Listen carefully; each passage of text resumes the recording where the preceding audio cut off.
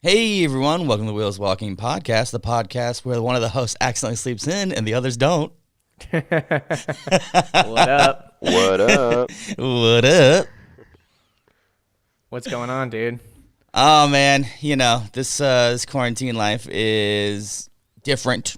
It's different. It's different. That's the word I'm using to describe it, because if you say it's bad or if you say it's weird or difficult or challenging, it becomes even more weird and difficult and challenging. So I'm tired. I just said I don't say different, and then I said I don't say different. Anyway, I like to say different. As a hypocrite.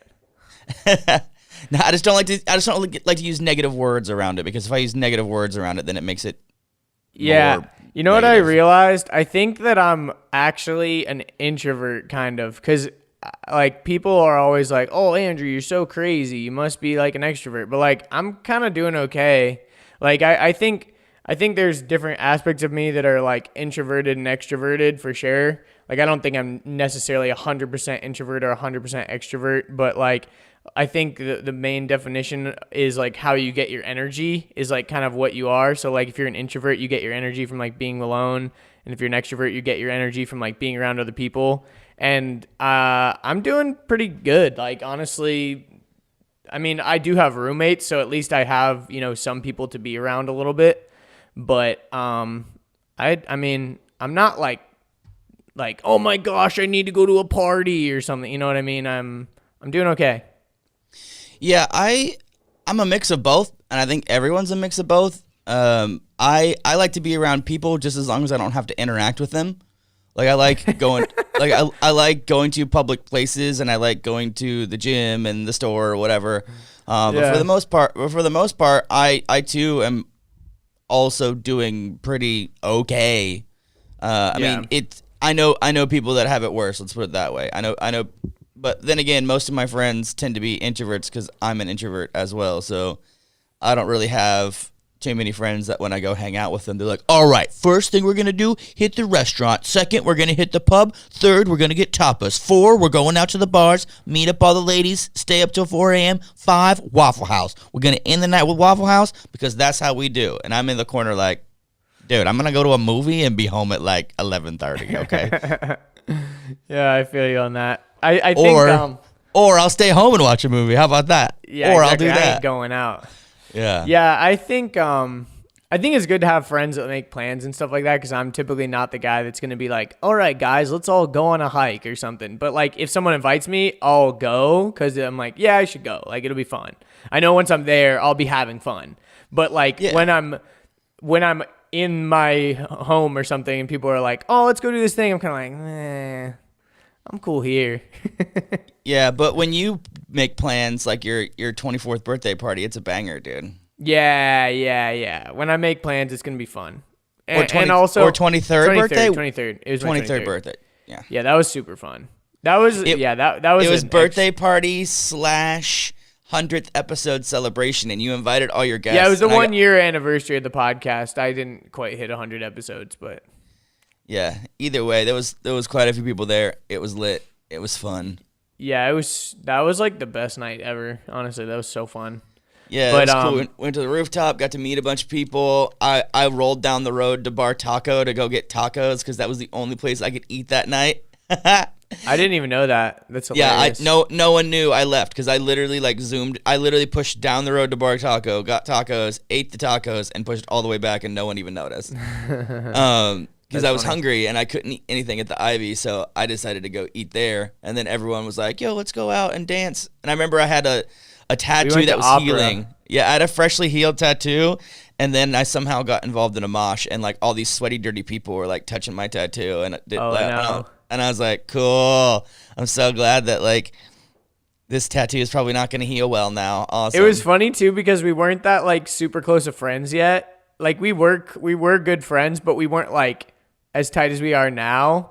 And I remember you told me, because I was super drunk at Opera, and you told me that, like, or someone told me, they were like, "Dude, you kept going up to people and being like, 'That's my friend in the wheelchair,' or some shit like that," just being like drunk as hell, just like acting so stupid.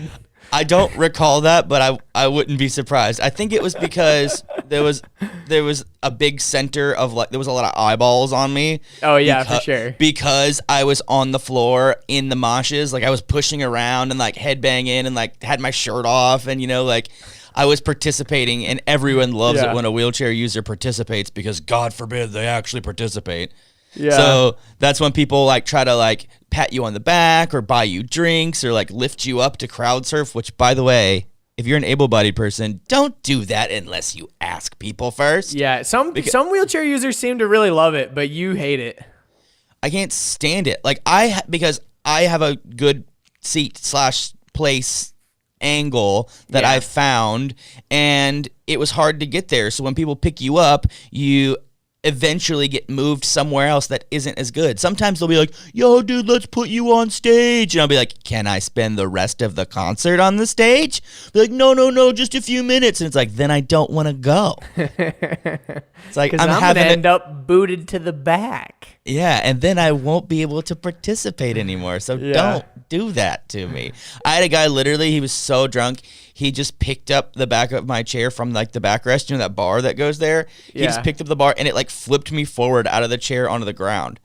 I was like, what just happened? So I like, of course, transferred back into my chair real fast, spun a 360 and like pushed him at the hips, like really hard. I like pushed him at the hips and then I like put a fist to his chest. Like I didn't punch him, but I like put a fist to his chest and I was like, don't touch me ever again. And his friends were like, sorry. And I was like, no, don't apologize to me. Get him out of there. I was like, do not get him anywhere near me. And it's like, and they always, drunk guys always get so apologetic and then want to like hug you and touch you and buy you a drink to make up for it. And it's like, hey man, you just pissed me off 3 seconds ago. I will punch you in the face if you don't fuck off. Like go away. Go away. Like I will hurt you. I've been that type of drunk guy before that like does something stupid in a crowd and then everyone turns against you and you're like, oh, I royally fucked up. I need to leave now before I get my ass kicked. And it's not like I'm ununderstanding of that. Like I've also been that person too. I think if you go to any type of like raves or parties there's always that one guy or concerts, like, and it's probably never consistently that one guy, exactly. It's never the same guy, that one guy, but there's always that one guy at the thing. They got fucked up. You know what fucking rave character I hate the most is the one girl who's not as hot as her other 4 friends that try to like cock block all night. Yeah, like, it's called the duff, isn't it, or something? Or what is I don't it called? know. There's like a term for it. It's like the friend that is uglier than all the other ones that like always. That's always like, no. Like I remember one time I was at Tabernacle. If I'm not going home with the boy, then no one is. Well, I remember I was at the Tabernacle and I was in the little Cripple Kid VIP section, like up against the fence that was near all the people. Yeah. And it was in the middle of intermission. They were changing from like one like DJ to the next. But for whatever reason, it was like silent. Like they didn't do a good transition. Like they're like, all right, thanks for letting me do my set. And then there was like 5 or 10 minutes of like an intermission or whatever kind of. Yeah. So I remember I just like turned around on the fence and just started talking to like a group of 4 girls. And there was one girl that I was like flirting decently with, and we were just chatting back and forth, blah, blah, blah. This was back in my single days. And like she gave me like her phone number and she's like, we're going out to Big Sky later, meet us there. And I was like, okay, sure, sounds good. And her friend was like, hi, excuse me, the stage is that way. The stage is that way. And I was like, yeah, I know, but there's no one playing right now, and I'm just having a good time talking to your friends. She goes, oh, she has enough friends. I'm one of her friends, and these 2 other people are her friends, and the stage is that way. And I was like, I've already got her number and her Instagram. I guess I'll just turn around now. Like, okay. Dude. Like, I remember, like, I went to meet up with them at Big Sky, and I literally, her friend goes, what is he doing here? Let's go now. And she goes, sorry, my friends are making me leave. And I was like, I don't care. Like, you're just like some random chick. Like, I'm okay with that. But why does your one friend have to like make sure that no one else has a good time? Like, I don't. Yeah. Like, I'm very confused at that, but okay. That's hilarious. Or about that one really creepy guy who just comes up and starts dancing with you, and then before you know it, he's like, hey, what drugs do you want? Yeah. And you're Yeah. like, I don't want any drugs. He's like, listen, good. I've got anything you want in this fanny pack. Let me tell you, I got the white stuff, I got the happy stuff, I got the chill stuff. And I'm like, dude, no, I'm good. I'm Gucci. I'm good. Like, I'm fine. I'm having a good time on my own. Yeah. Let me add you. Let me add you on Facebook. Let me add you on Instagram. I don't want a drug dealer on my Instagram or Facebook. No, thank you. The worst is when they do that and then they offer you drugs and you're like, oh, I already gave this guy my number or something, and you're like, dang it, this weird guy. That always like, that always happens where like you meet someone and you're like, oh, cool, whatever, and then you realize like halfway through the conversation you're like, oh, I'm talking to a crazo. Yeah. It's like multi-level marketing. It's like the network marketing people just of the rave world. Yo, Yes. speaking of which, all the fake entrepreneurs are coming out now. Every single person who sells products that they don't own for other people for commission that think they're entrepreneurs are coming out of the woodworks. I've been hit up by Herbalife people. I've been hit up by Isogenics people. I've been hit up by Beachbody people. And they're all like, do you want to earn extra income from the comfort of your home that you can sell to your audience? And I'm like, nope, don't want to do that. I only sell my own products. And they're like, oh, well, you know, our brands really align. And I was like, listen, dude, you think you're an entrepreneur, but you're not an entrepreneur. Like, you own a business based on someone else's product and someone else's business. And the only reason you make money is because you're selling it to friends and family. That's not okay. Like, Yeah. I was like, there was one guy who was pushing supplements so hard on me. He's like, yeah, someone else in our group used to do private labeling. And I was like, you're not hearing me. I'm not selling supplements. I've told you no 3 times really nicely by telling you what I'm doing, and I'm not going to get distracted by other things. And you keep trying to like engage back with me, and I realize, hindsight 2020, I probably never should have replied to you in the first place, but I did. And what cracked me up the most, literally, he goes, I ain't got time to be texting right now, but if you want to know more about how you can make money through network marketing and add value to yourself and to the lives of other people, join my live, masterclass later. And I just replied back, ha ha ha ha ha ha ha ha ha. Like, I'm sorry, you texted me, and I've given you 3 objections and 3 no's. And you get mad. You're like, you know what? I ain't got time to be texting losers like you. And in my head, I'm like, thank goodness the supplement guy who's selling supplements for other people for $0 an hour, 100% commission is trying to like, it's like, I don't want a job. That's a job. That is a $0 an hour all commission job. And I don't want that. I'm not interested in it. Yeah. The thing about network marketing too is it's people always are saying they're entrepreneurs and stuff with it. They are not. I don't think so. It's not necessarily entrepreneurship, it's marketing. You're a network marketer. Maybe you can say like, yeah, I'm working, on my own schedule and no one's making me do this. I'm working on commission, but it's basically a combination of sales and marketing. It's not necessarily you're owning your own business. It's like, do you want to start a home-based business, blah, blah, blah, blah. It's like, yes, it's home-based. Yes, you make your own schedule. Yes, you're doing sales and you get commission, but like you're not the owner. Like, it's not your product. Like, it's not. I mean, but you could say like, okay, but what is fucking, I don't know, what's a retailer? I wanted to say Walmart, but they make their own products too. But like, if you're a retailer, like you're Macy's, you're selling other people's products. You're not the owner of all these brands that you're selling in the store. Yep, sounds like a job. I mean? Don't want one. Yeah, but would you say the owner of Macy's is an entrepreneur? Like, he's selling other people's products. You know what I mean? I mean, he's a business owner. He's got a website. He's got an online store, and I'm sure Macy's has their own line of things too. Okay, well then let's talk about drop shipping people. Is that entrepreneurship or no? I mean, I think more entrepreneur than a person who sells supplements. Like, why? Because they actually have to like take risks and set up their own systems and purchase products and find out fulfillment warehouses and, traffic funnels. Like, it's not just something that is literally copy and pasted to you, and then your job is to copy and paste that to other people. Is a franchise owner an entrepreneur? I'd say yeah. If you own a bunch of McDonald's, you didn't invent McDonald's, but you own a bunch of stores. I'd say more of a. It still feels like a job. I mean, yeah. Well, what if you hire a bunch of managers? You don't have to do shit. Yeah, like Subway, McDonald's, Chick-fil-A. Like you can do. Chick-fil-A is a different one though, because it's not really it's different. I'm pretty sure they're all still corporate owned. You just can become an operator, I think. I mean, you still have to have $1 million in liquid assets to open up a Yeah, Chick-fil-A. I mean, you still make a lot of money, but it's still It's not like a normal franchise. And you still have to be like a manager there for like 10 years. Yeah, that's the interesting thing. In order to own a Chick-fil-A, you have to work in a Chick-fil-A for like 10 years or 5 years or something. And they also have to do like a character analysis of you. Like they contact like all your friends and family to make sure you're like a good person and stuff. Yeah, it's called vetting.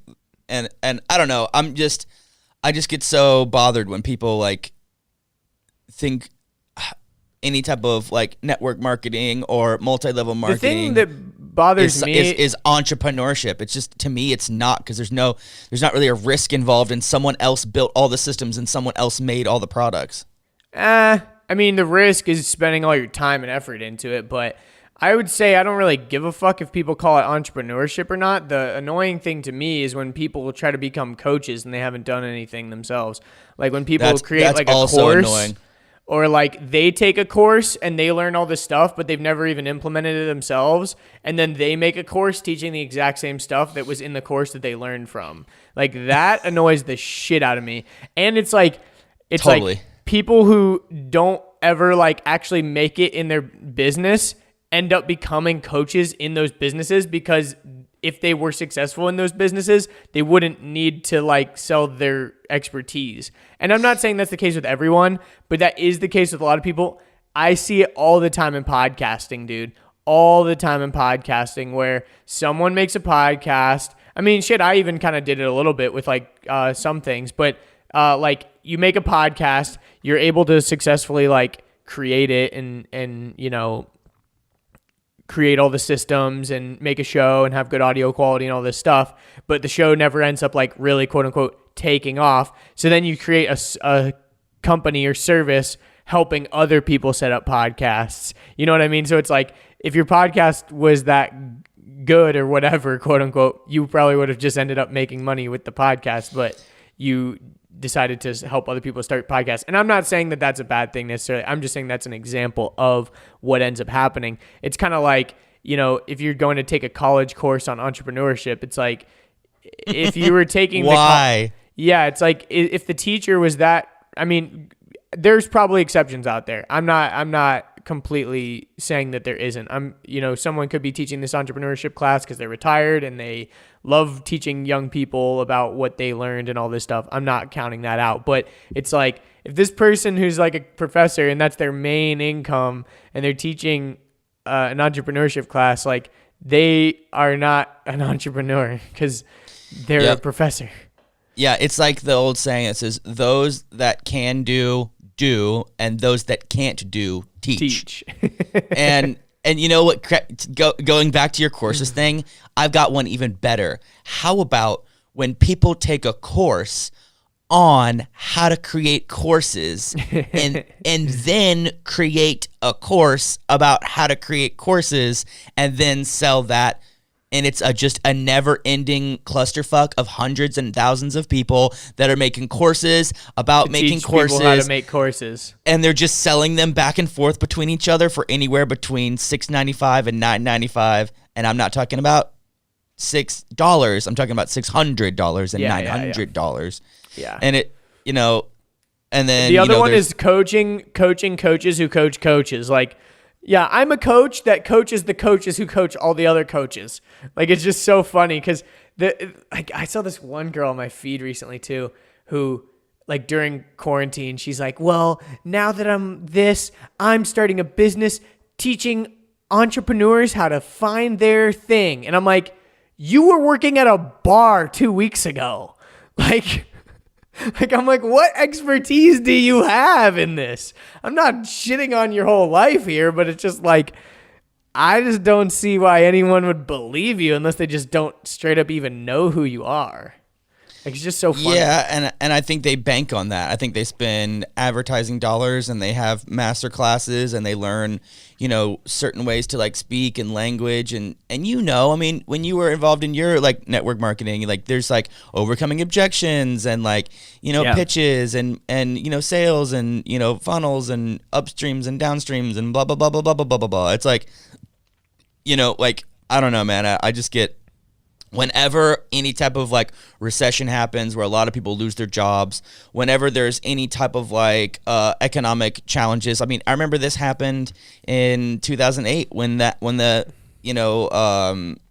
all the mortgage loans blew up at the same time, and then all these people got exposed. And it's like there's a renaissance of entrepreneurship, and that's important and that's good. But like to me, multi-level marketing, network marketing, that is not entrepreneurship. It also just doesn't really work in a recession that well, because a lot of the items that you're selling in network marketing are like quote unquote luxury items or items that you could live without. I mean, well, this is their argument. Their argument is twofold. Argument one is that everyone right now is searching how to make money online. So if you teach them how to make money online by doing your thing, then you have therefore filled that hole. The other argument, and the reason why a lot of people are into like supplements and like fitness and like, shit like that, is because, they think that like health and fitness. So it's like, we focus on health and fitness and how to make money online. And it's like, your health and fitness is recession proof and you can make money online too. It's like, it doesn't matter if we're in a recession. Everyone wants to be healthy. And it's like, yeah, it's not recession proof though, because during recessions, people don't spend money on the extras. Oh, I know. I'm not saying that that's the truth. I'm saying that's what they say. Yeah, I know. And the other thing is with network marketing and stuff, if someone's telling you you're going to get to the top levels in like 90 days, they're just straight up lying. Because, I mean, yeah, there are anomalies and people that shoot up really quickly because they get, they access their market like very quickly or whatever. But, I mean, that anyone shit takes who promises years. anyone who promises you a lot of money in a very short period of time is lying. Like you need to have an expectation that I will make $0 in 1 year, but I will still keep going. Exactly. That's the mentality you have to have with these things. And it's like, you're going to come out of this recession, you're going to come out of this quarantine making an extra $1,000 a month. It's like, good luck. I mean, I just don't see it. I just don't see it happening. And all your friends and family will hate you.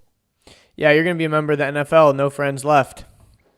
Yeah, seriously. I don't know, man. It just drives me nuts because it's like there are real entrepreneurs and there are real people that are out there taking huge risks in order to, pivot themselves or to leverage a situation or to make things happen or to move a different way. Like we're focused on creating intellectual property and doing like clean shake brand deals, like clean handshake brand deals. But, other than that, it's like we're doing our own thing. Like, yeah, but in order to be an entrepreneur, I don't necessarily think you have to like you don't have to be taking massive risks. I mean, yes, that's like I'm not saying thing. massive. I'm not saying massive, but some. It's like there. I can't think of an entrepreneur who's ever played it safe. Like everyone, I don't know. At one point has always put like their reputation on the line, or they've put money on the line, or they've put a job on the line, or they've put relationships with their friends and family on the line. Like there's a lot.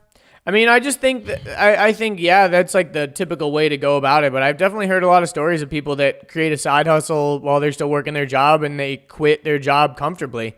Like they've already doubled their monthly income from their job, so then they quit. And it's like, was it a risk? Not necessarily, but it was a lot of hard work.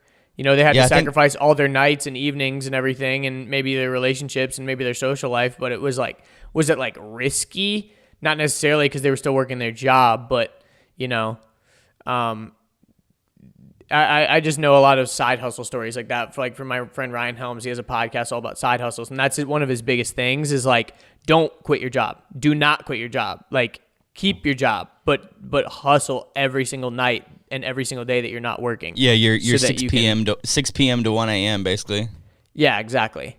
And yeah, that podcast is called Side Hustle to Freedom, I think is what it's called. It's a really good It's a really good podcast. My friend Ryan Helms hosts it. But anyways, yeah, I agree. It's like a lot of these people are coming out of the woodwork right now, but just ignore them or join them, whatever you want to do. I'm not going to tell you what to do with your life. Well, I think it's dangerous. It's predatory. It's deceiving. Just and I don't know. Yeah. Any sales is deceiving in some way. Like not necessarily deceiving, but it's any sort of sales can be used predatorily or it can not. Like let's be honest. A lot of these things, dude, like supplements. It's not like the supplements are shit. The supplements are good. Like the supplements are fine. Most of these products are either white labeling really good products or they're creating their own products that are really high quality and really good, and they've gone the network marketing route as their sales route because they don't want to spend the money on marketing. They'd rather do it through word of mouth. That makes sense to me. The thing is when you're promising people that they're going to be able to make a certain amount of money in a short period of time. That's the predatory part. The products are not the predatory part. The products typically are 100% legit, like most of the time. Like isogenic stuff, I'm sure it works fine. Arbonne stuff, I'm sure it works fine. Herbalife, the products I'm sure are fine. Young Living, I've heard the products are actually pretty legit too. Yeah, like the products are fine. The problem is the price of the products are typically high because they're factoring in paying all of the people in the network, and that's fine. I mean, because a lot of these products could have gone to market in a traditional way and they probably would have worked out, But it's just the predatory part is the brand partners and brand affiliates that are bad actors and are trying to convince you to do something that deep down that you really don't want or need. Because it's like, like in the company that I was in for 2 years, it was an energy drink and multivitamin. I never took multivitamins and I didn't drink an energy drink every day, but I would try to convince people that that's what they needed to do. You know what I mean? So it's like, you're changing people's like behaviors typically. But there's a lot of people that are super ethical about this stuff. I know some network marketing companies that are wine subscriptions. People that drink a bunch of wine, it's a no-brainer. You get 5 bottles of wine every month. You pay actually less than you'd probably normally pay, and you're getting to drink exotic wines from all around the world. What's wrong with that? That's a no-brainer. The problem is when you're being predatory towards people that don't even drink wine, and you're trying to get them to join your wine club and get your friends to join the wine club too. It's like, okay, yeah, that you're just trying to get something out of these people. But if people that are super winos, like it's a no-brainer, So I think it just depends on the people that are in the company to be good or bad actors. Yeah, I think for me personally, I also have a vendetta against supplements and supplement companies because it's just like it's all made up bullshit with like fake studies. There's literally like I think 3 or 4 supplements that are the only ones that are legit, bottom line. And that is like creatine, monohydrate, there is fish oil, there is a multivitamin, and protein powder. Those are like the only 4 that have any like real scientific backings, that have any like real studies behind them.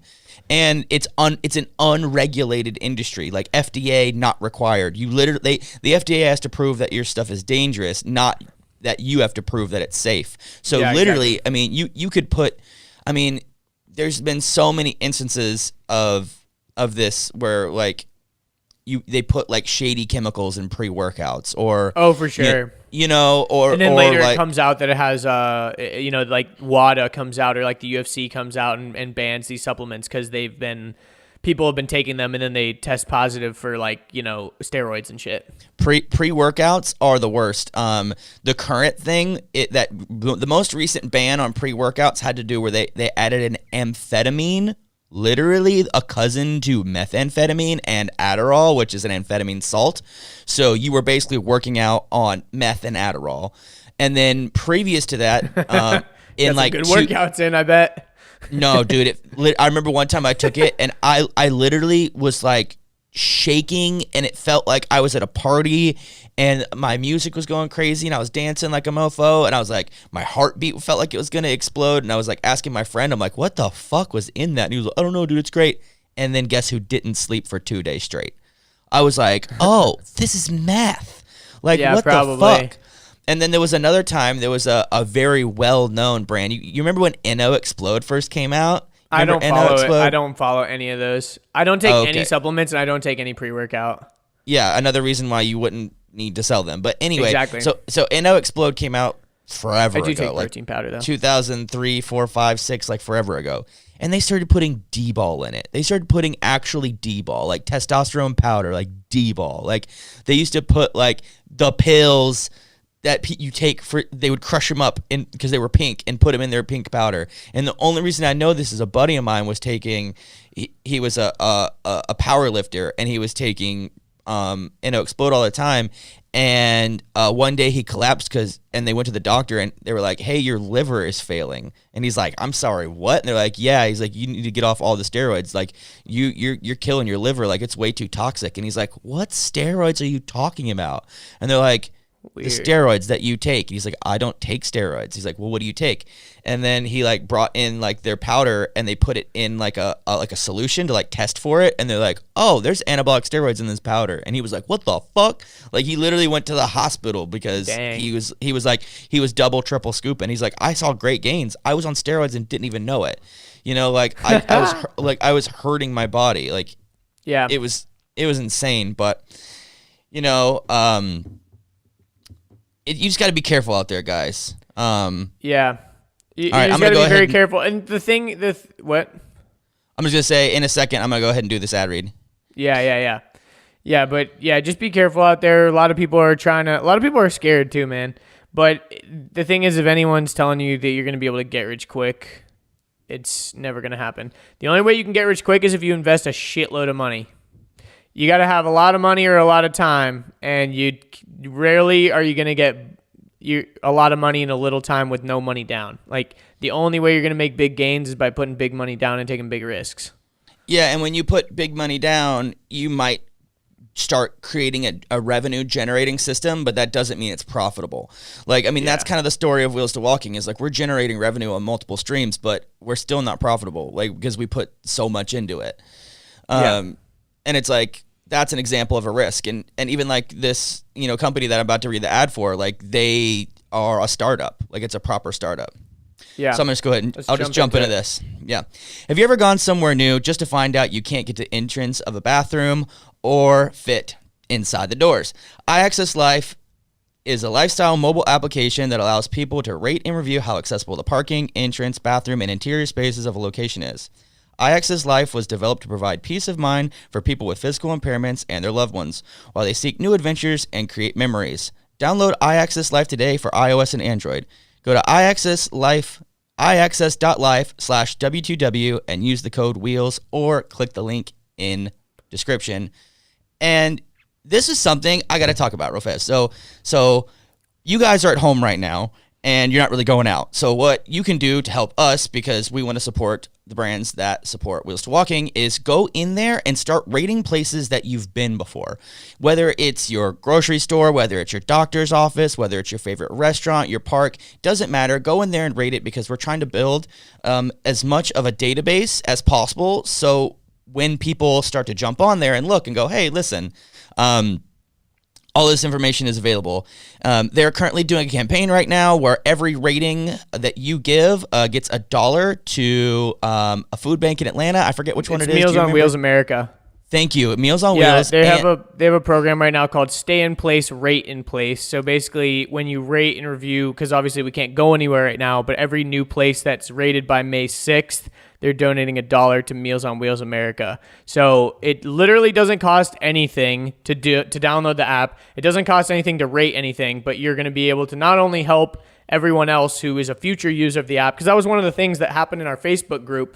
This app has been kind of expanding from Atlanta. So in Atlanta, there's already a lot of places that have been rated, but we have an audience that is very global. So I'm sure if you download the app for the first time and you're in an area that it, iaccess hasn't really expanded to yet, you're probably not going to see very many ratings or reviews. But that's the whole point, is right now we're still in the beginning phases, and the only way that we're going to get a large database of all the accessibility of all these places is if everyone actually goes and does it. Kind of like shelter in place right now. It's like the only way we're going to be able to like flatten the curve is if everyone shelters in place and like chills in their house for a few weeks so that we can get this shit under control. The only way that we're going to be able to create a big database of all the places accessibilities is if every time you go to somewhere, you're going to be putting it in the app.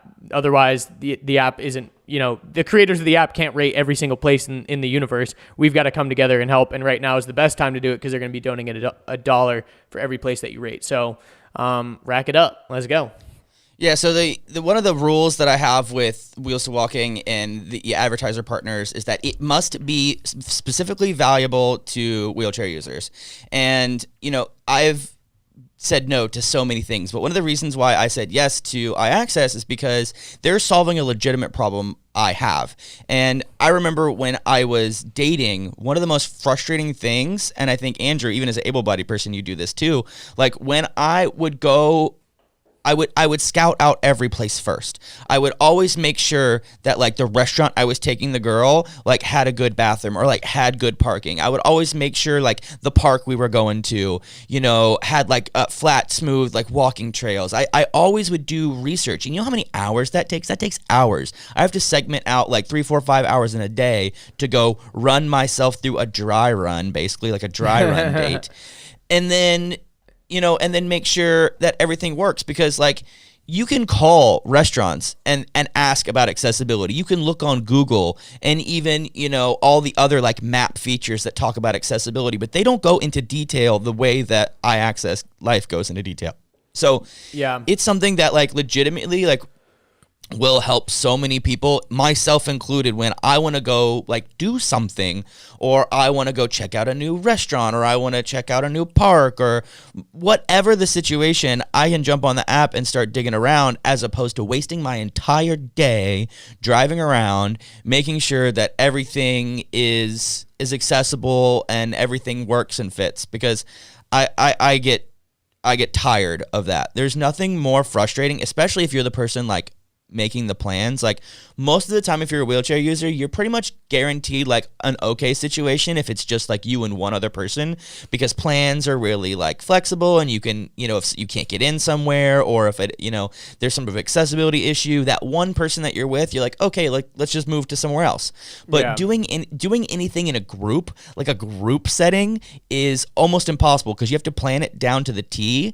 Like let's say you have 5 people, or even maybe if you're ambitious and do 10 people, you're like, we're going to go do dinner and a movie and go hang out at the park.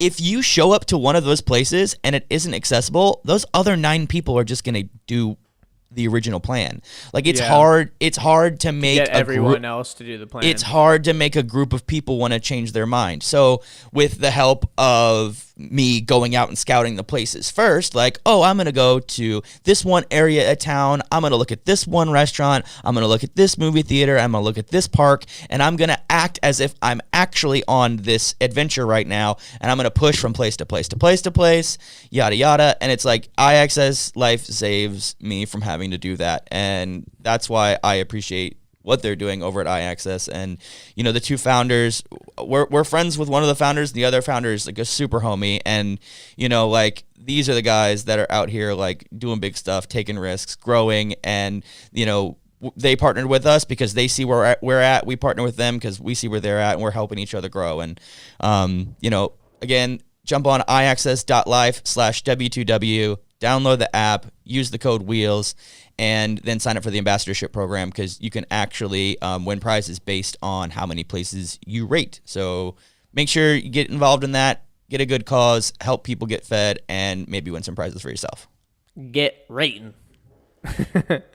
Get to rating. Yeah, I feel like we should tell people about our experience last night of filming an episode remotely, or filming a Wheels to Walking video remotely. Let's do it. So Andrew and I have been thinking about like how in the hell we're going to be able to keep shooting videos for the main channel. While the current state of things are the way they are. So I have a decent amount of equipment here at the studio, but most of the audio video stuff is in Andrew's possession because that's, his stuff that he keeps with him versus keeping it over at my studio. So we had to use limited resources to make a decent looking set and decent looking audio and decent looking light. And, I set Andrew up on the phone on a video call on a tripod, and basically like he was in the room with me, and then like we directed it all. You're like a remote director, but it was awesome because I didn't have to do anything except for talk, and Richard was like fucking wheeling around the whole place, like trying to set up lights and stuff. Dude, I was crawling and I was wobbling and I was like grabbing onto things, and it was such a pain. Like the whole time I was like grunting and bitching. I was like, I pay you guys for this. What is this? What is this nonsense? I need a studio assistant. I'm like, you need a studio assistant, but you only need a studio assistant when you can have a studio assistant. It doesn't have coronavirus. Mm-hmm. Yeah, because normally when we come over to shoot videos, I'm like, okay, Andrew, this is the type of like, look, I think I want for this kind of video. And he's like, okay. And then he'll spend like the next hour or longer sometimes, like getting it set up perfectly. So like I had to do all that with like limited equipment and limited resources, but I think it turned out well. I think it was a decent video. It'll later after next Tuesday. Yeah. Next Tuesday, actually this Tuesday. It'll come out this Tuesday. Yeah, the next Tuesday that is happening. The Tuesday that is the next Tuesday that will be occurring. Because some people say, when they say next Tuesday, they don't mean the upcoming the Tuesday after But if you're saying this Tuesday, you're meaning the next Tuesday. But it's funny because next means this upcoming. This upcoming Tuesday. That is a weird one. Dude, you know what I hate? This is a super side note. You know what I hate? When people say like quarter past or quarter till. Just fucking say the time. It's corporate people. They're like, we're in the first quarter, we're in the third quarter. What's the time? No, quarter after 12. I don't think What's it's the time? Corporate people. I just think it's old people. My grandparents would always say that shit. Because it's the people that used to read handheld clocks. That's why. Like the clocks with the hands on it. Handheld. Analog with the clock with hands on it. Do you know that most people under the age of 20 can't read a regular clock? They don't know how to read. Bullshit. Okay, I'm just saying. Most people over 50% don't know how to read a clock. I find that very hard to believe, sir. Under 20 because they've never had a wristwatch. That was analog. AJ, do you know how to read a clock? I had to take a class on reading hand clocks.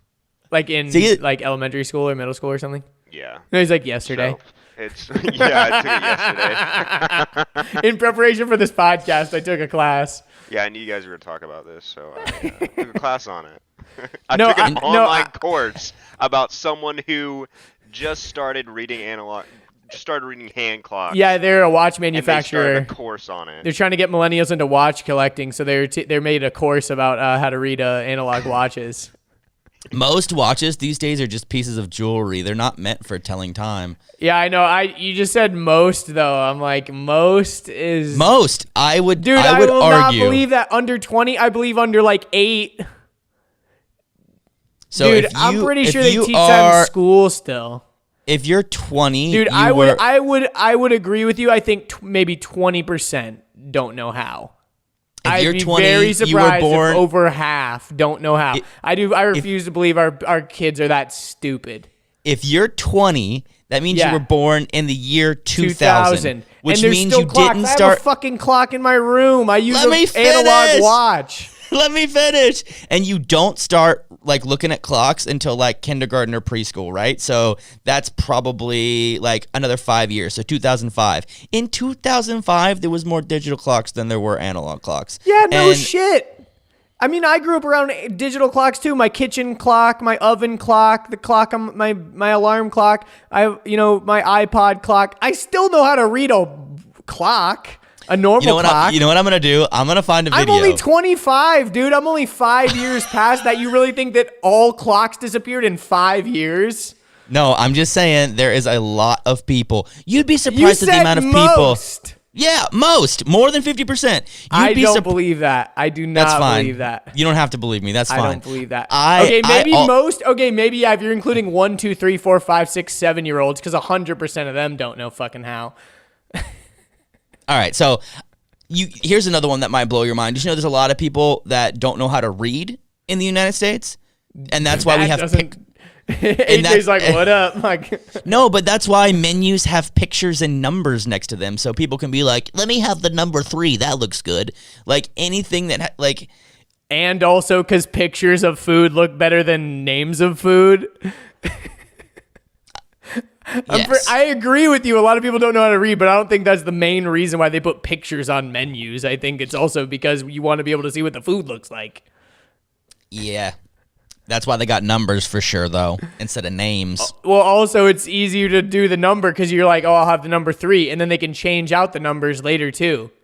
Hey, Andrew, you need to go put on a suit and go make yourself Deitch and Associated and then start, lawyering for people, okay? You need to put on a suit, you need to fucking get your little kerchief in your pocket, you need to smoke cigarettes outside, drink coffee till your teeth are just disgusting.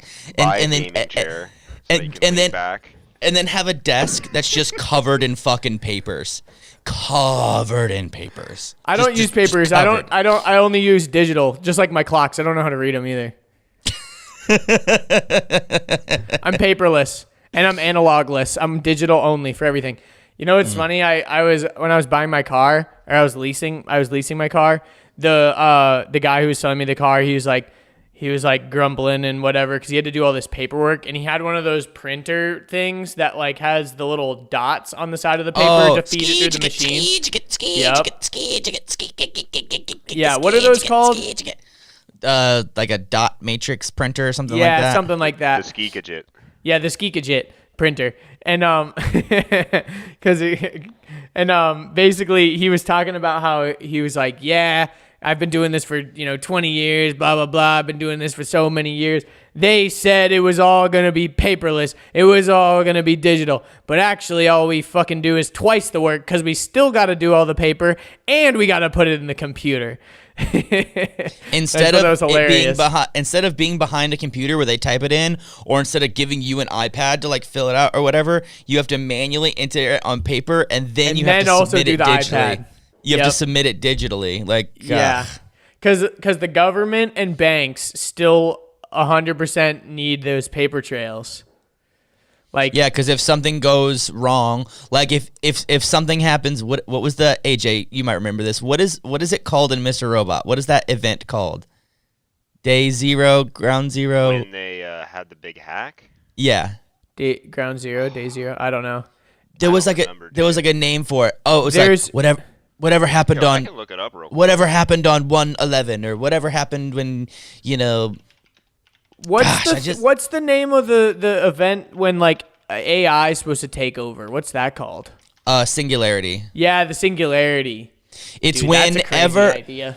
Whenever AI somehow escapes a closed system and then gets access to the internet, that is the singularity. Yeah, and when it has general intelligence, that's the an AI that has simulated human intelligence. Because the idea of AI, it's intelligence, but intelligence isn't really, AI isn't actually intelligence. It's just code, and it's learning from all the things that you fed it, right? But real intelligence is being able to think on your feet and think of ideas that have never even been thought of before. It's adaptability. Yeah. Yeah, exactly. So once we crack the code of human general intelligence, that's when it's gonna get real scary. But yeah. I think it was called the 5-9 hack. Yeah, there you go. The 5-9 hack. That's what I keep seeing, so I'm just assuming. Yeah, it's 5-9. It's May 5th. Yeah, it's 5/9, something like that. Yeah, 5-9. 999. And if anyone is into murder mystery thrillers based around technology and psychological distress, check out Mr. Robot. It's it's really good. It's a great top to bottom, one of the most immersive it's a story that you've never heard before. It's just because it's a story that's never been told before. It's and the way they wrote it and directed it and produced it, and like the storyline of people and the cinematography and the lighting and directing and like even the actors that they chose to play the characters. Like Rami Malek does such a weird job of being like super like like a Zuckerberg type dude, almost. but creepier almost. Yeah, like an evil. Like maybe even on the spectrum somewhere. Like it's just very weird, and he's got like a lot of mental health issues, and it's like he's got drug addiction, and like there's.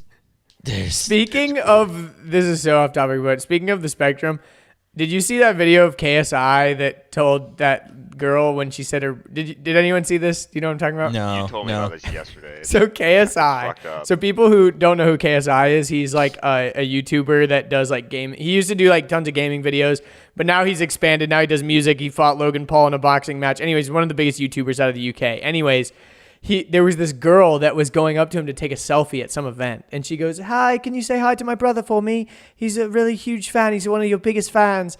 And he goes, "Oh yeah, cool, mate. What's his name, mate?" Blah blah blah. And he's like, "Oh, why didn't he make it? Why isn't he here?"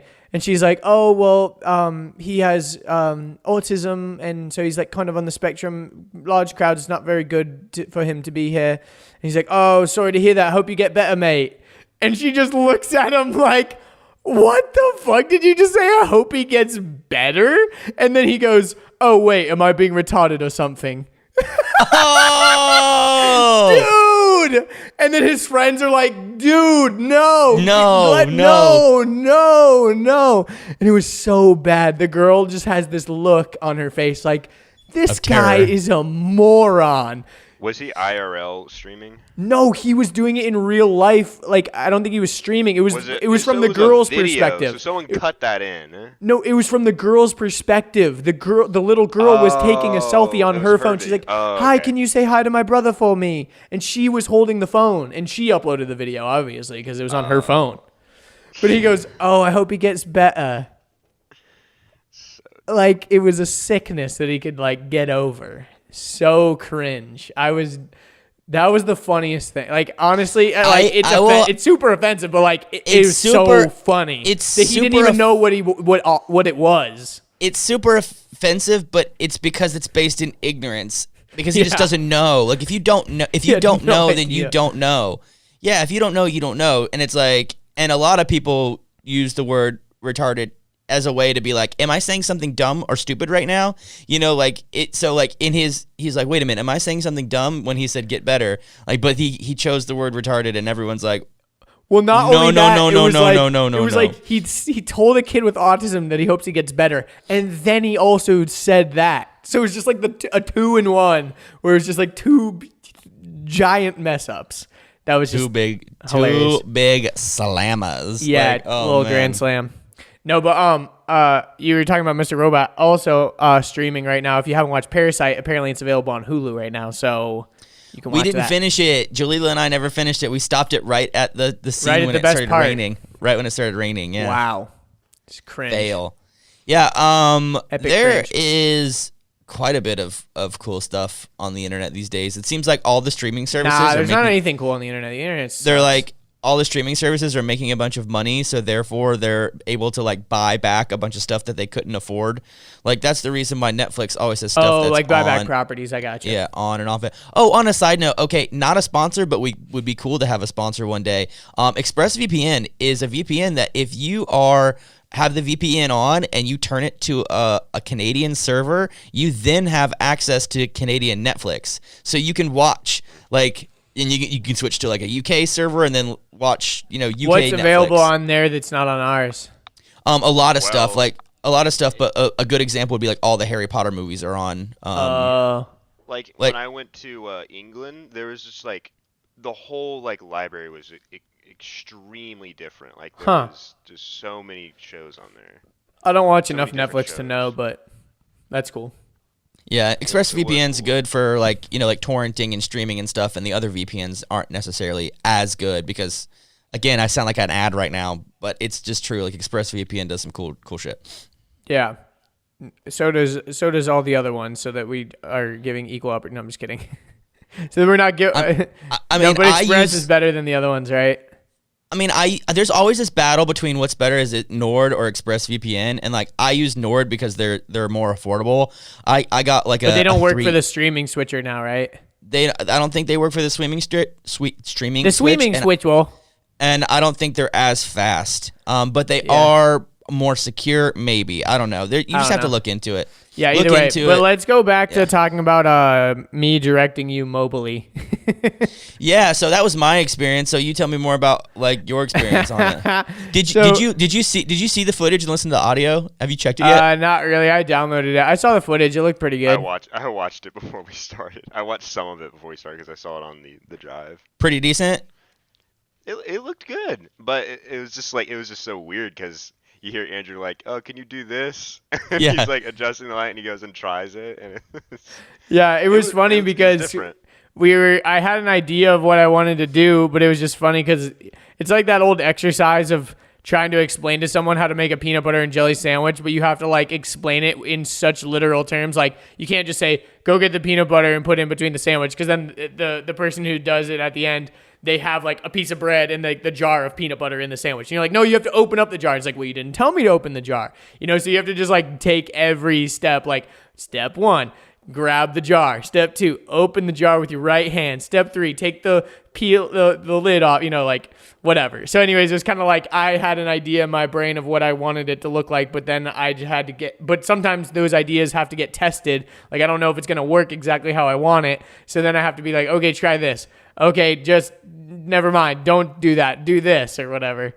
So it was funny. But I told Richard, I was like, now I feel like I know what it's like to be like a director on a set or something, because you're just like yelling at people to do all this stuff while you're just like sitting in the chair.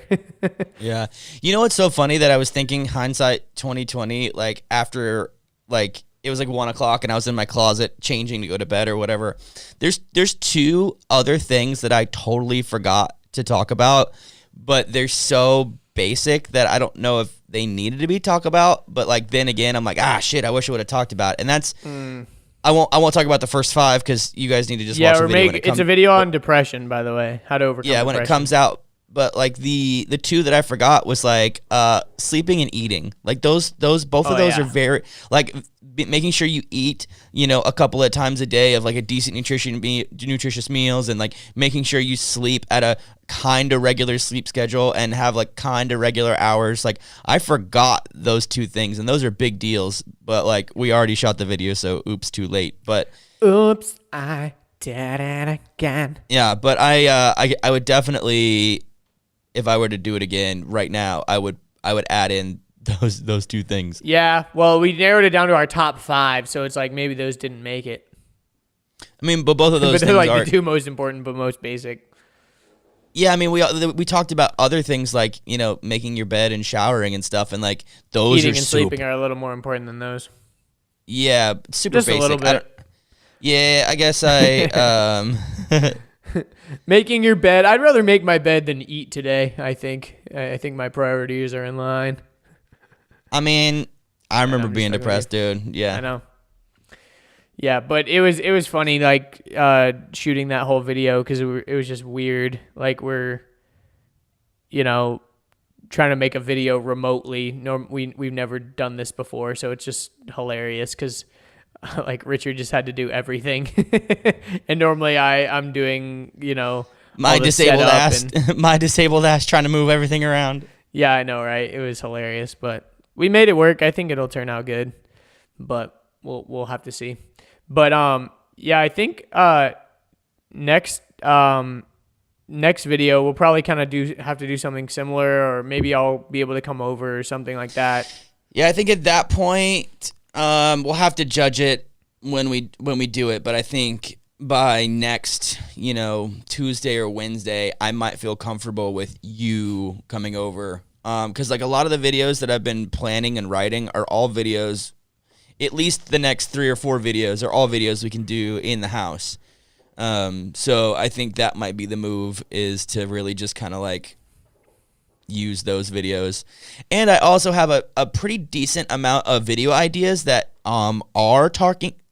that are talking head videos that I've been putting off for a very long time, just because it's like we don't want to do them because they're boring, or they're like we don't want to shoot them because it's like not as fun to shoot them. Exactly. Yeah. So I wasn't. Now that we're kind of like, I had to reorganize my Trello board. You know, now that we're more restricted, it's more incentivized to do the things that we didn't want to do in the first place. And we knew they weren't going to hit the same way. We knew they weren't going to pop the same way. But we'll just see what happens. Yeah, we'll see what happens. You never know. The video with Jesse ended up doing pretty good compared to our most recent 10 videos that we've done. It's like in the top 2 so far. So yeah, and it did really good on Facebook because a lot of people are sharing it, which is cool. And I've been getting a lot of positive feedback in the comments and in the DMs of everyone being like, "Hey, this video was super helpful. Thank you." Yeah, definitely. It's I also even had three or four like PT people and OT people be like, "Yes, thank you. Now I can teach and inspire other people because no one thinks that they can transfer on their own. But if I can show them this video, and then it was really good that we brought Jesse in, I think. Well, I knew I didn't want to do that video without Jesse. Like I knew, and if you remember, we had a quad coming too, but he bailed last second. So I was gonna have a hot. Maybe I didn't tell you about this, but I had a C7 quad who's an independent quad coming. He pushes a manual wheelchair, plays rugby, goes fishing. I know what you're talking about. Yeah, I know. So I definitely know what you're talking about. I had him coming, and because I wanted to show, like, hey, look, like Paris can do this, high level Paris can do this, quads can do this. Like I wanted to share it, but I only had at that moment access to Jesse, and I knew at a minimum I needed to have someone other than me, because anyone who knows me and my story, they'd be like, yeah, this guy can stand. Why would I want, like, he doesn't know how to transfer. Yeah, that's stupid. It was funny because also some people in the comments were like, I use a wheelchair, but I never understood why people would need a transfer, because they are kind of like you where they can stand and walk a little bit. Yeah, they're like part-time users, they're semi-ambulatory, and they're like, oh, that makes sense. I understand why it transfers. Yeah, it's like, if your legs don't work at all, you got trans. Yeah, and not just legs, your abs and everything else. Yeah, exactly. But it was really good that we were able to have her on, because I think a lot of the comments were like super positive about that. But yeah, I gave Jessie all the blooper footage, so hopefully she comes up with something funny. Yo, there was a lot of bloopers in that video. A lot. I hope that she takes the funny / pervy strategy on hers, because there's a couple people in the comments that are like, beautiful barefoot paraplegic woman, nice, and it's like, oh, what God, percentage of the viewers of that video are going to be pervs? A decent amount, man. Like, listen, Devos love women more than Have we talked men. about Devos on the podcast that much? I don't think so. I don't think so. I wonder if there's any Devos listening. What up? If you are. So a Devo, a Devo means a devotee, which means you are devoted to disabled people, or you want to care for. You devote your life, and it becomes also like a sexual thing too. Like it's kind of like a fetish, sort of. Yeah, so looking at like atrophied feet, or like spasming legs, or like watching someone struggle to like get off the floor, or like get into their wheelchair, or like there's a certain enjoyment to like the the ragdollness, like the weakness, like the I think it's kind of like, it's the idea of like almost kind of like sub and dom sort of situation, where it's like obviously this person that's weaker or whatever, you're looking at them as the sub or whatever. There's a million reasons why you would be attracted to a person with a disability, and usually it comes from your childhood. So when between the ages of when you're born to like 10, if you have any type of interaction with a person with a disability that makes you feel really good on the inside, you then grow an attraction to them. Like, I heard of a guy who was really into like single leg amputees. He's like, I don't want a double leg amputee, I want a single leg amputee. And it was because when he was growing up, he was like swimming at his pools at his apartment, and some lady like needed help, getting from the pool side to her lounge chair on one leg. So he like helped her, and then ever since then he was like, oh wow, I feel important. Like, someone needs my help. Like, I am attracted to someone who doesn't have a leg. Yeah, so because I felt important or whatever. Yeah, so there's a million reasons why Devos are Devos, but I'm fine with people that are Devos. It doesn't bother me. It's the inappropriate people that bother me. The people that are really predatory, that pretend to be disabled themselves, or they pretend to be like a student working on a project, or there's a lot of like manipulation to try to get videos of transferring. Didn't you have that happen where there's someone that was like pretending to be doing a project or something, like, I need pictures of your feet or like something like that. So I need pictures of your underwear or like weird If anyone shit. asks for pictures or videos of you doing like transfers or like putting on clothes or like your leg spasming or like pictures of your wheelchair or your legs, like they want that for nefarious reasons. Like no person who's like trying to learn like the spinal cord injury life is gonna be like, hey, can you send me videos of you transferring over WhatsApp? Can you also send me audio messages of you describing your spasms for me? Can you also? I'm like, no. Yeah, like, when you say nefarious though, it's not like they're like doing anything that's like ruining you necessarily, unless they're like uploading it without your permission to like Pornhub or something. And I know a lot of girls that are in wheelchairs that are on Pornhub right now.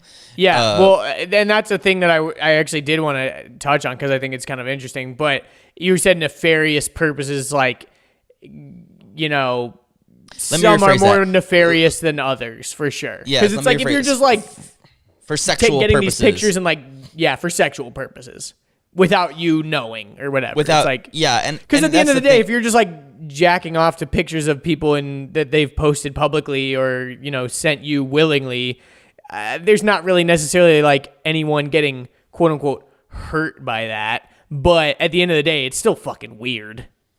Yeah, that's the thing. Is like no one really like messes with me too much because to them I'm not disabled enough.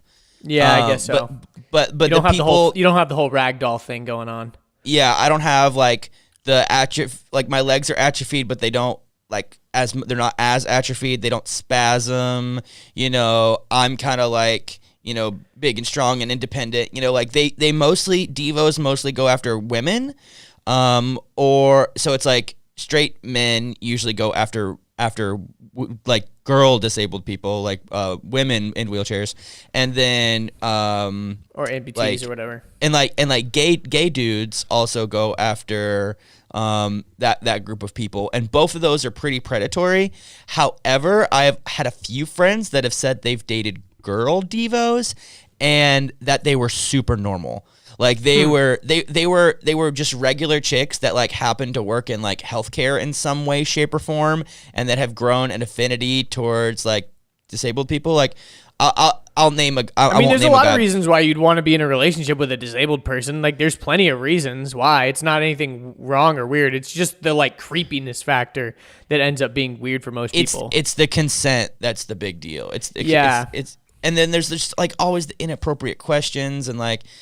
Oh man, like because there's also a fine line between like a fetish and like just being into that. It's like you could be like really into black guys or whatever, and there's nothing wrong with that. But if you're like only into black guys because of some weird like fucked up thing in your brain about it, like it's like creepy in a way, and you're not viewing them as like a person but as like an object, like you're viewing, or a lot of times this happens with like Asian people, like guys have this like Asian quote unquote fetish. There's nothing wrong with like dating an Asian person or whatever, but it's like when you have this strange you know, fantasy or like whatever obsession with them, then it gets creepy. Yeah, a fantasy of like subservience versus or like the whole, just like, a type.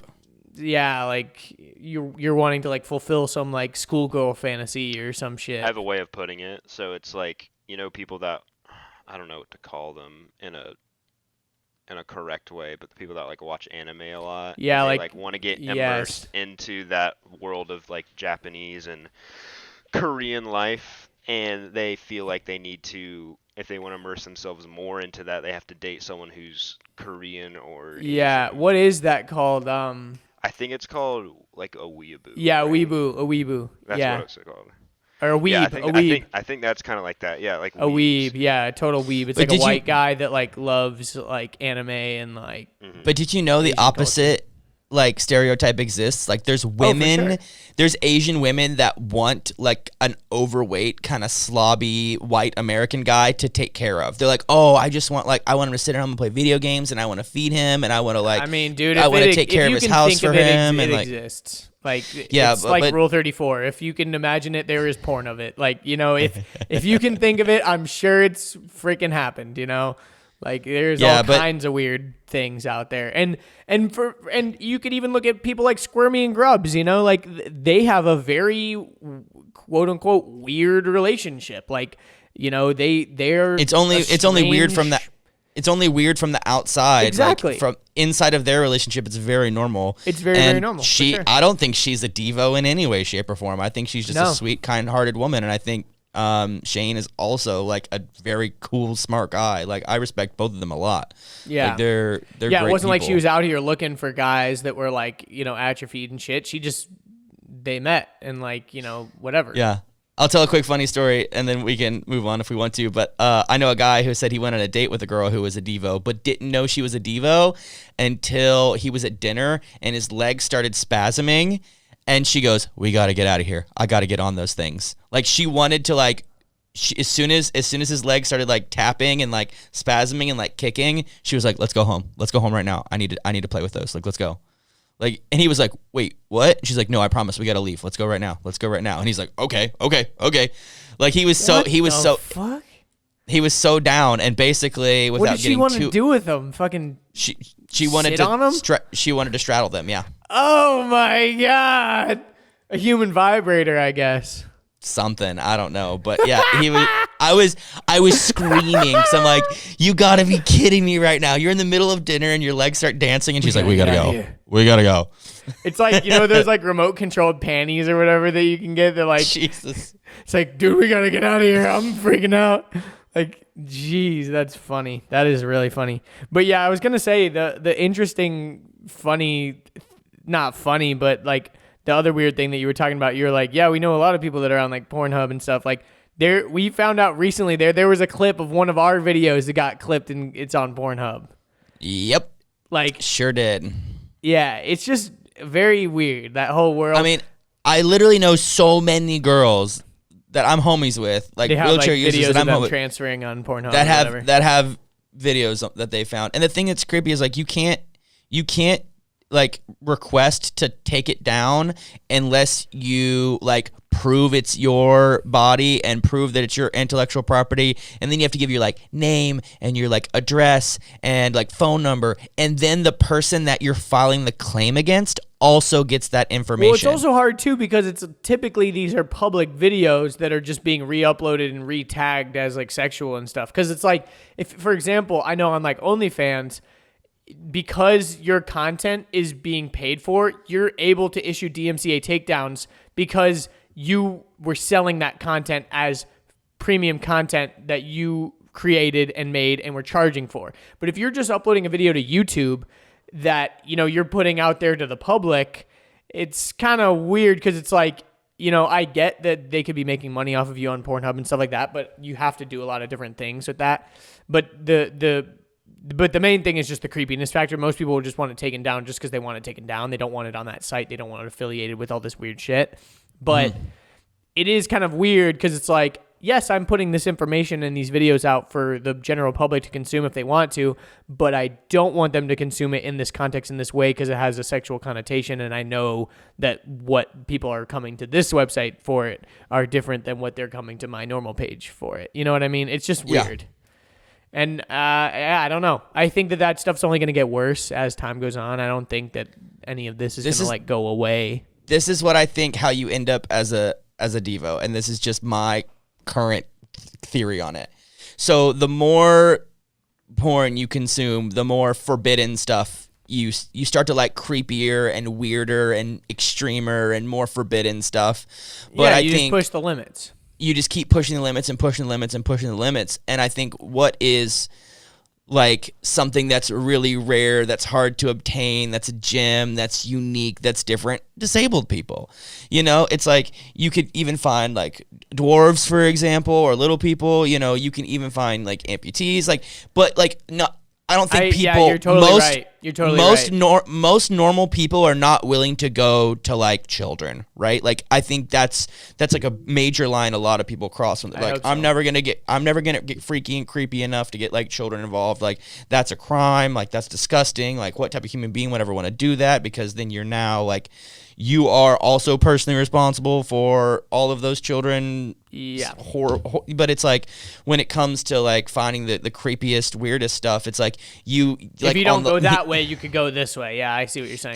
There's a bunch of different places you end, and I think this is literally just this is Richard's theory. I don't know if I have any proof. I'm just literally thinking, but I think like when it comes to consuming pornography, it's got to be more extreme and more extreme and more extreme and more extreme. And I think there's a level of curiosity to it too, because I mean, like if you're out in public, like for example, I've definitely had this thought. You go out in public, you see like a really, for example, obese person. You're like, ew, but also like that'd be kind of I'm interested to see what they'd look like naked, potentially. You know what I mean? Like just to know. Like what you're gonna get some weird comments about that, bro. You're gonna I'm just a curious person. I'm not even, you know what I mean? Like I'll look up anything. Like, you know, and I'm sure that people have like they see like a wheelchair user in public and then they're like, wonder what that looks like. You know what I mean? Then they look it up and then they are able to find it.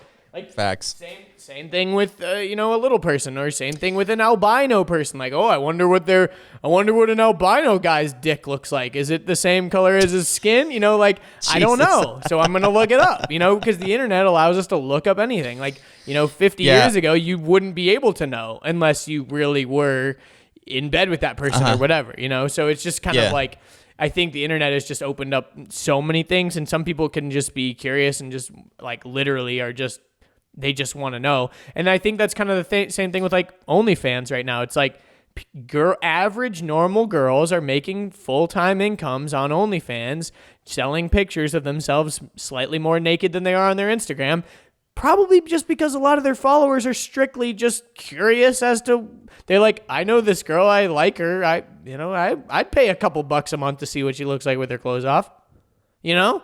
And if you're cool with that and it's not hurting anyone, then fine. But like, it is just kind of this weird place that we're at with the internet and the world.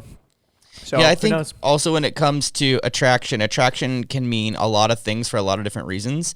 And I've heard someone explain to me that one of the reasons why they were attracted to people with disabilities is because that we have such like a strong, determinate will.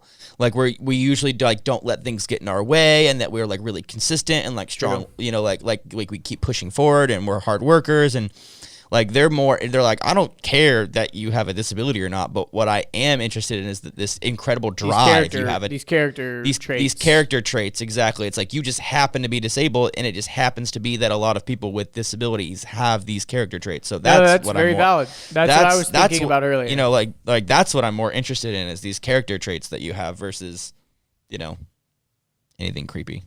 Yeah, and it's kind of funny. We've talked about this before. A lot of wheelchair users end up like in relationships with people that are like in the industry, because I think the stigma and like the stereotypes are so lowered for those people. Hi, Akbar. Yeah, it's true. Like I know, like my friend, he's like sniffing the mic. My friend Chelsea like met her now fiance at an expo. Interesting, dude. Super side note. I wanted to. Have you do this? Have you seen that TikTok trend where they put cats with tape on their front paws and they freak the fuck out? Oh, a friend of mine's cat, we used to take aluminum foil and wrap it around his paws, and he would just like walk really funny. So with the tape thing that happens, he looks, for those of you on camera, he's rolling his eyes right now. Look at him. He's like, ugh. Dude, so well, he was annoying me, so I decided to annoy him. Yeah, I'm just gonna hold him because it's like, oh, you're gonna annoy me? Fair game. I'll annoy you. I'll just hold you while you let your tail whip back and forth. But anyway, so one thing that he does that the cats do, so you put two pieces of tape sticky side up on the ground, and then you grab their front paws and place them on the tape, and they typically will like rear up on their back paws and be like, what the fuck? And they like flap their hands because they're trying to like shake it off. But it's so funny because it gets them to like stand up on their hind legs and walk around for a second. And I was like, dude, I wonder what would happen if Akbar did it, because his legs are so tiny. That I feel like that's almost like low key abuse, kind of. Like barely, you're getting tape on them and then you take it off in like 10 seconds. Like it's just a prank, bro. Dude, it's imagine just a someone prank. put tape on your hands. You'd be like, dude, get this shit off of me. But you wouldn't be like, oh, it's not abuse. I'm sure Akbar has gone through worse. Yes, like right now when I'm holding him like a baby because he's annoying me. Hey, baby. Yeah. Look at his tail. Oh, his tail is so mad. He got such a mad tail flapping around right now. Yeah. But anyways, alone now. Bye, Akbar. Yeah, but I just thought it would be hilarious. People that don't, I basically just like I didn't throw him on the ground. I just dropped him on the ground. But people that don't own cats don't know that like you can drop a cat from 10 feet and they're like, yeah, we chilling. Like, did you see that Alinity girl? No, well but did you see that one TikTok that blew up? It got like 6 million views, and it was because, so it was this family, right? It's like a family page, and they were doing that one dance. It's like, you all stand in a line, and you do the little bump, bump, and then you shake, and then you move, and then the next person behind you does the dance, and then they move out of the way, and then the next person behind you does the dance and move out of the way. So it becomes like a train. Like a bunch of families have done it. Like J-Lo did it, and it like got super. Yeah, huge. I saw people do it with like all the generations. LeBron James's family did it. It was cool. Oh yeah. But anyways, so this one family did it, and the whole trope of their channel is they have like 11 kids or something. Like they have like a fucking cheaper by the dozen family. And one of the kids, so like they all do it, and then at the end, like it's really cute. There's like a little kid, and the dad does it with the kid. And then the last person that does it, it's the mom, and she's doing the moves. She's like holding this girl's arms, and you can tell that this girl has a disability. Like I can't remember what she has, but physically she's got something going on. And normally she's in a wheelchair, I believe, and like a power chair. And it's funny because at the end of each dance move, they all jump out of the way, right? Well, the mom fucking throws the girl. The girl's like 11, and she throws her. And everyone is like all the comments were like, I was not expecting the ending. Probably threw onto a couch or like a big beanbag or something. The funny thing was there was like a BuzzFeed article. I looked it up because it was in their bio actually. Because the reason why the TikTok blew up was not because it was so cute. It was because like, holy shit, this mom just threw this like disabled child. Like what the fuck? So anyways, apparently the oldest sister was sitting on the couch waiting to catch her, and she loves getting thrown. She thinks it's like amazing. She loves getting thrown or whatever because she can't really move on her own anyway. So like when she gets thrown, it's like a thrill. I would argue that that's actually them being good parents. Yeah. Is like is like including their child and playing with their child and like being and like doing the thing the child likes, and it's like I would argue that the video was shot, it just looks like she just yeeted the daughter off the screen. And like almost and kind of like head first too. Like she kind of like chucks her. And you're just like, what the fuck? Like when I saw it, I literally went like my jaw dropped because I'm just like, that did not just happen. And I ran to the comments and everyone's like, bruh, what? But yeah, it was pretty funny. But yeah, that's another example of. Are you on TikTok a lot? Because I'm not on TikTok. I just don't. I go on. I go on like at night for like 30 minutes or so and browse. I've mainly kind of found my favorite people. So I'll browse the For You page for like a little bit and see what's like going on. And then I like go and like look at all my like normal people and then I get off. Like I'm not like stuck in a TikTok hole for like hours and hours and hours. Like, you know, in the beginning, I think it's very easy to get stuck in that TikTok hole where you're just scrolling for hours and hours and hours. Yeah. I don't really have any desire to like watch too much of it or to like even make it. So here's my thing with TikTok / social media. So for me, Instagram, Facebook, YouTube, I'll just talk about Instagram and Facebook. Instagram, Facebook, TikTok all feel like work to me because I use them for work and work purposes. So whenever I'm trying to like chill and relax, like I'm not on there. Like I'm not on there. I'll go to Imager and like look at stupid pictures. You know what I mean? Like maybe I'll go to TikTok for a little bit, but I don't know. I just like I'd rather watch my YouTube subscriptions or like jump on Netflix or like download a movie. YouTube. Yeah, or download a movie. Like, I don't know. I just don't really, because it's not like Facebook is like for friends and family, but it's also where I have my Wheels to Walking page. Facebook is also for all the spinal cord injury groups I'm a part of. But when I'm in there, I'm in there for some type of like work purpose or whatever. Like, you know, whether it's like responding to people or talking to people or networking or whatever.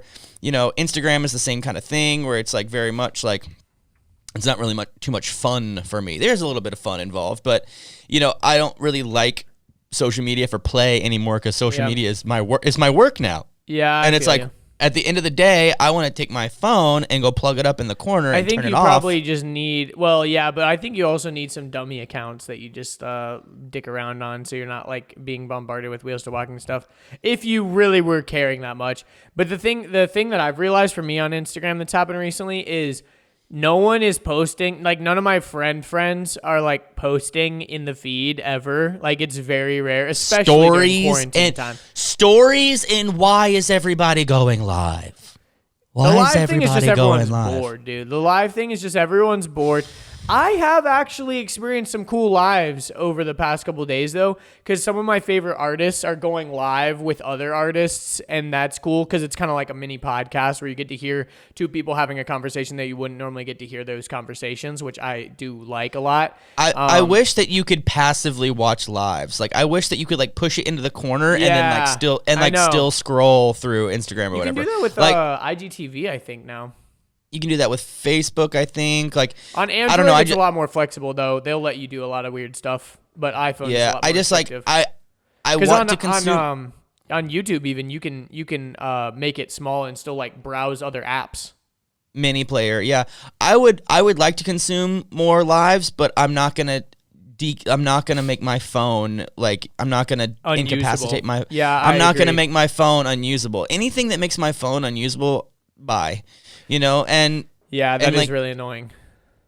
I don't know. TikTok is funny. TikTok, I don't know. I think you and I could still continue to, you know, upload some of our old videos to TikTok, and that could be successful. I think you and I could probably start doing maybe some of our own little TikToks, and that could be successful. But like, honestly, I don't know. I don't know. It's so like Instagram for me has become like, stories is where I like see what my friends are up to, and it almost I feel like stories have almost become the old Facebook wall or like Facebook newsfeed where like people will share stuff. Because I've been even like, if I find a funny meme, I'm not gonna go share it on Facebook. I'm gonna go share it on my Instagram story and you're not about to put it on your main feed either because a main feed is so curated. Yeah, of course not. I'm not gonna like post it in the grid. Like that would just be silly. Also, can you tell me what this Until Tomorrow thing is? What's that? That was like 2 weeks ago. Well, I still don't know. Basically, I still don't know what it is. If you like someone's photo that says "Until Tomorrow," you have to post an embarrassing picture of yourself until tomorrow, and then you delete it. Oh, I mean, I was just wondering why everyone was putting up such crappy photos with the caption "Until Tomorrow." Because the whole point was to post a dumb picture and then you delete it tomorrow. I mean, I got the idea that it got deleted tomorrow. I figured that out, but I just didn't understand, like, I think it's just the idea of, like, post your drafts or, like, post your dumb thing. Like, it's a trend a lot. Has anyone been tagging you in, like, story challenges? Like, there's a lot of, like, story challenges. I don't get tagged in a lot of them because I think people know me well enough that they're like, yeah, Andrew's not going to do that dumb shit. Bro, and I get bombarded. I'm sure you do, bro. Like, the thing for me is, like, I'm thankful, honestly. I did not get tagged in a single push-up challenge. But guess what I've been doing every fucking day? Push-ups. Because, like, it doesn't take a goddamn quarantine for me to get my shit together. You know what I mean? It's like, see a chug, send a chug. No, fuck you. I'm not fucking dropping everything I'm doing to chug something. Like, well, what I think people don't understand is, like, I think if you don't have a job and you are home and bored, those challenges are probably really helpful. Like making TikToks is probably really helpful. It's something. It's creative. It's something to push the time forward. It's interactive. It's inspirational. It's community. Whatever. But it's like, hey guys, I'm busy working. I'm making stuff. I don't have time. The thing about tag challenges for me though, it's just so fucking like, it's just 1999 email chains. You know what I mean? It's so elementary. It's like this have you been for getting a TBH, you know, like stupid shit Have you like been that. getting Instagram group messages from people you don't even know with like new challenges and stuff? Like it's chain email? No, I've been getting that a lot. I get added to a bunch of Instagram messages from people that are like, do you like sex? Click. Yeah, I get stuff that's like, hey guys, we're starting this new challenge. It's called the hashtag blah blah. Send in your video. And I'm like, nope. And they'll be like, tagging you in this new challenge of you doing this one thing on that one thing with this one thing. And I'm like, nope. It's like, I am busy. Sorry, I got things to do. Like I don't have time. Well, this is what I think too. Like you said, everyone's bored. But the thing for me is, I think like Instagram has become like where like stories are kind of like the mindless thing. The feed, I've been following a lot of really cool artists recently, so that's been like really cool because I'm using it as more of an inspiration platform where I'm like following people that I actually really like what they're making. Yeah. And then, artists are making a lot of cool stuff these days because they got time to do it. Oh, yeah.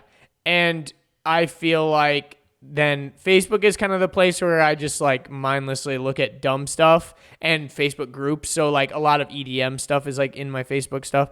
And then TikTok is where I really like to go to because people are just like so dang creative. And I feel like TikTok is really right now, even though it does skew very young and it is a lot of young people making stuff, honestly, it's the most pushing the boundaries of like what is possible with like memes and, you know, trends and things like that, because people will take one thing and then add their own twist on it, and then everyone adds that twist on it, and then someone adds another twist and another layer and another layer and another layer. It evolves and it keeps evolving and it keeps evolving. Exactly, and that's why it's cool. It's because it's like, TikTok is also helping the music industry too. Oh, for sure. Well, I mean, if you think about it, like, for example, you've got Megan Thee Stallion, who's like blown up this year. She's had like 2 or 3, 4 songs that have like blown the fuck up on TikTok because her album came out recently. And even like, The Weeknd's got a song on there that's going really well. Yeah, exactly. Also, whoever sings that ba da da da da da da da. You are so late on these trends right now. But I'm not on TikTok. I'm telling you guys, I don't know. I know. Goes on TikTok once. No, but the Megan Thee Stallion song, like for example, they've got, you know, the Savage song or whatever. I'm a like, savage. I'm a savage. Yeah. And then someone made the dance, so then everyone was doing the dance. And then like recently someone made a like remix of it that is all about Tiger King. So instead of I'm a savage, it's Carol Baskin. Killed her husband, whacked him. Instead of I'm a savage. Savage, you know, classy, bougie, ratchet. So someone made this whole fucking remix, and now everyone's doing the dance to that Carol Baskin version of the song and dressing up as Joe Exotic. So it's just so funny because like Megan Thee Stallion made a song, that's a piece of art. Then someone else made a dance to it and everyone else learns to dance to it. That's a piece of art. And actually the crazy thing is the girl that made the dance got featured in the, like, so they made an official lyric video. There's no video for it yet or whatever it is. Maybe it wasn't for Savage. Maybe it's for the other one. For Megan Thee Stallion? Yeah. There's an official lyric video. And the girl who made the dance, they animated her and made her the star of the video. And she's just some random girl. Like, she's just some random girl in her bedroom. Same thing with Doja Cat with Say So. Like, that song blew the fuck up on TikTok. And then they, in the music video for the song, they did the TikTok dance and they got the girl who made the dance to be in the video. Like, it's just so crazy, you know? It's just some random ass kids in their bedroom, and then all of a sudden they like get their, you know, 15 seconds of fame or whatever. But it's just so funny because it's just like everyone's pushing the boundaries of like creativity, and especially right now where everyone's got time on their hands, especially all these kids, they're not in school. They're just making funny shit, man. And like that's the best part of it is all the good shit just rises to the top of the For You page. So everyone ends up just like seeing all these like funny things that people are just so, maybe it's a coincidence, something like so funny happens that you would never be able to capture again, or someone's reaction or whatever. And you know what I'd love to it's really see? Fun. I'd love to see the For You page of like a 13-year-old Indian kid. Like, I think a For You page would be just hysterical. Because like the For You page is literally for you. It's based on your stuff. But I think also, I could be wrong, but I feel like also a lot of the TikTok stuff is like pretty universal. That's the cool thing. It's like, I think a lot of like the beauty of the internet is like we're not so isolated to our own little, oh yeah, I'm West Coast, oh I'm East Coast, oh I'm British, I'm English, like it's kind of made everyone join their own little niches within the internet. Like you go to Atlanta. I know TikTok knows I'm in Georgia because it always gives me Georgia check videos. Oh really? Oh, I never saw that. Drives me nuts. I always hit not interested when I see one of those. Interesting. Again, I haven't seen one of those check videos in quite some time, so I don't think I was in it. But clearly, your boy hadn't been on a lot of TikTok. Yeah, well, let's wrap the shit up. Go follow me on TikTok, everyone. I never post. Yeah. So if Follow you guys, Richard. He has a lot of followers. Yeah, sure. If you guys enjoyed this episode, this is kind of a throwback episode. So Andrew and I had a discussion before. We said, hey, let's try to do this podcast the same way that we used to do our old behind-the-scenes podcast on Patreon, which is basically a Fly by the seat of your pants. Fly by the seat of your pants, no segments, just a chatty conversation, hanging out with your boys. So we gave that one a whirl. So if you enjoyed this one more than you've enjoyed any of the other podcasts, jump on Patreon. It'll be linked in the description. And, it's for $1. You get access to 41 audio-only episodes where Andrew and I do stuff like this all the time. Yeah. So if you enjoyed this one, please go check it out. And follow some places. And it also supports us. Yeah, it supports us. Yeah, exactly. It's we're not hiding it because we're hiding it because we don't want people to see it. It's just a way that like it's always been behind the scenes. It's always been behind a $1 of a paywall. And for those of you guys that have been with this podcast since episode 1 or even came from that podcast on over to here, go check it out. You're gonna like it. It's just we're us having a silly goose time talking about whatever. So that's kind of what we did today. The only thing we had structured was the ad read, but we forgot about it until halfway through the episode. I didn't forget about it. You did. Well, I mean, I didn't have it pulled up. Okay. At one point I was like, oh yeah, I gotta do the ad read. I knew about it. I was counting on you to have the read though. But, which I did, and we did it right around 30 minutes, so it was perfect. We did. All right, well, that's pretty much it. Follow us on places. Yep, adios. See you guys.